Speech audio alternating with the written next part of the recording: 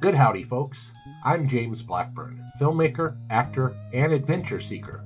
I live in the American Southwest, and I'm surrounded by breathtaking landscapes and endless possibilities. My passion? Capturing life's beauty through lens and screen. From Red Rock Canyons to Hollywood movie sets, I'm always on the move. Join me on my video adventures as I navigate the wilds of the entertainment industry and the great outdoors. Let's explore together.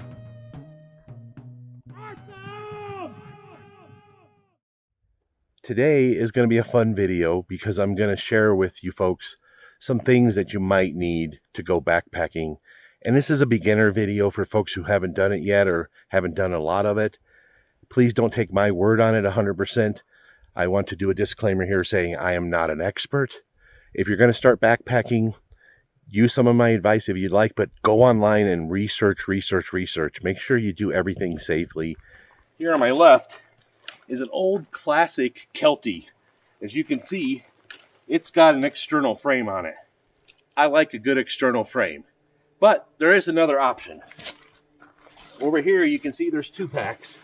Now the only real difference between these two is this one's a little bigger and this one's a little smaller, and then obviously they're different colors. But the one thing you notice is there are no frames on this, external or internal. It's up to the individual and which one you like the best. Up next, shelter. This is a one-person Kelty backpacking tent. It's tight, but it's lightweight. All right, so this is more of a two-person tent. You can take this backpacking. It's fairly lightweight, a lot bigger, more space inside. I didn't mention this earlier. I only showed you a one-person tent and a two-person tent. This is a hammock. Now, a lot of people aren't comfortable in these, but they're lightweight. You just need two good trees to hang them from. And this is another option for backpacking. Here is the padding. The green one here is a self-inflating air mattress. Now, it's not super thick, but it does insulate you from the ground, gives you a little bit of padding. However, it's a little bit heavier for backpacking, which brings us to the front one here. I call this the accordion one because the way it opens and closes kind of like an accordion.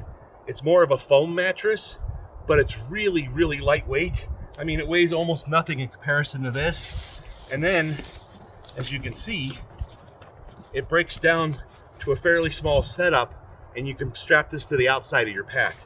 Now this is a good old-fashioned mummy bag. Now, when it is warm out, you can actually use this fleece liner as your only bag to cover up with. And last night I started with just this. As it got colder, around 3 or 4, I put the other mummy bag up on me as well. But this gives you an extra 15 degree of warmness, so I swear by this thing. I love it. This is an inflatable pillow. Now what I have on here is my own pillowcase, but you can see it's a big orange inflatable pillow. This is worth its weight in gold. It weighs almost nothing, and you can have something under your head when you're in the backcountry. And this is everything you need to cook in the backcountry. You got your pot, and when you travel, it has this little plastic bowl on the bottom, so you can use that to eat out of. But also, inside the plastic bowl are measurements, so you can measure out exactly all the liquids you need precisely. And trust me, that's a huge help when you're eating dehydrated meals. This comes with a lid, has a little vent on the lid right there, which is cool. But inside, we have the stove. I always pack a sponge in there, so in case I need to clean it, I can. And then we have the fuel for the stove in there. So you have everything in one pot, super lightweight, definitely will fit in your pack, doesn't take up a ton of room, and everything's in there. I love this setup, and even at higher elevation, it'll boil water quickly. And when you're getting hungry at the end of the night, trust me, that's helpful. In this MSR packet I showed you a minute ago, there's a whole stove in here, believe it or not. Check this out.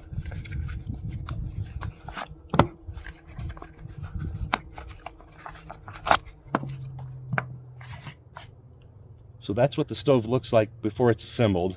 Everything just folds out, and you got yourself a fully functioning stove.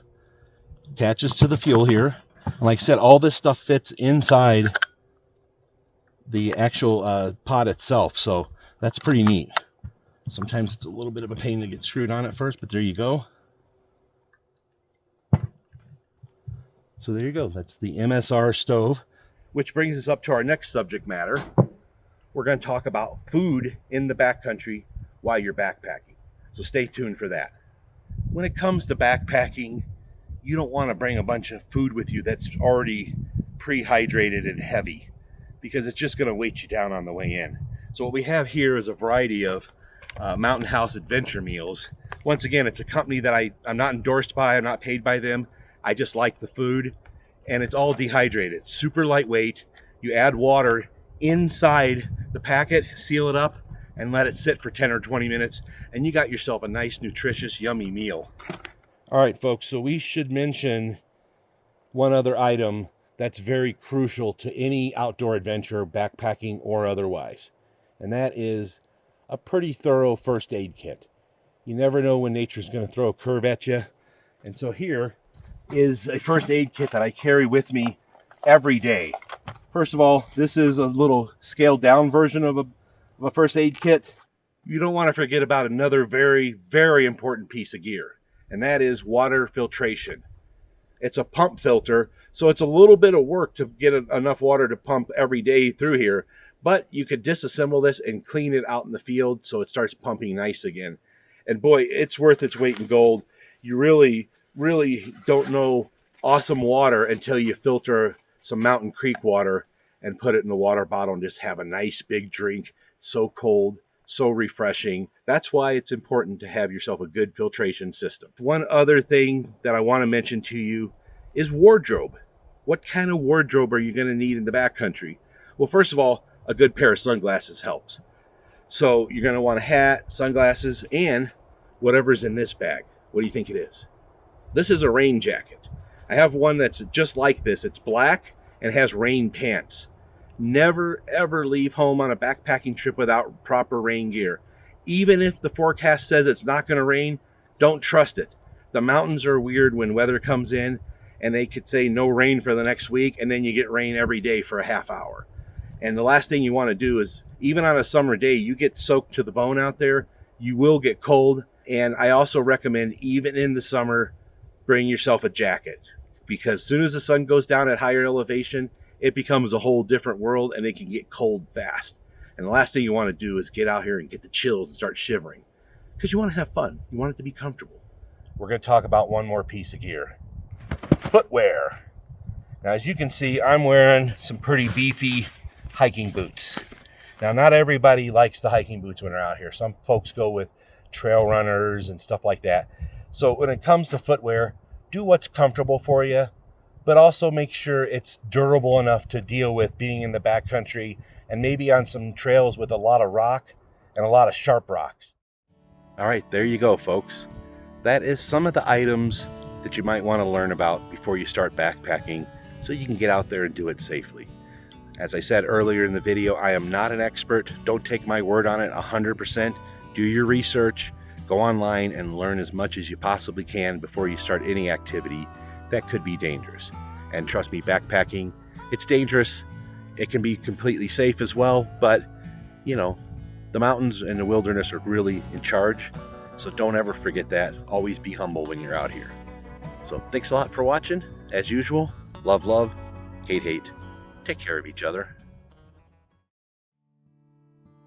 Remember, folks, life is beautiful if you know where to look. So keep your mind, your eyes, and your heart open. It just might lead you somewhere special.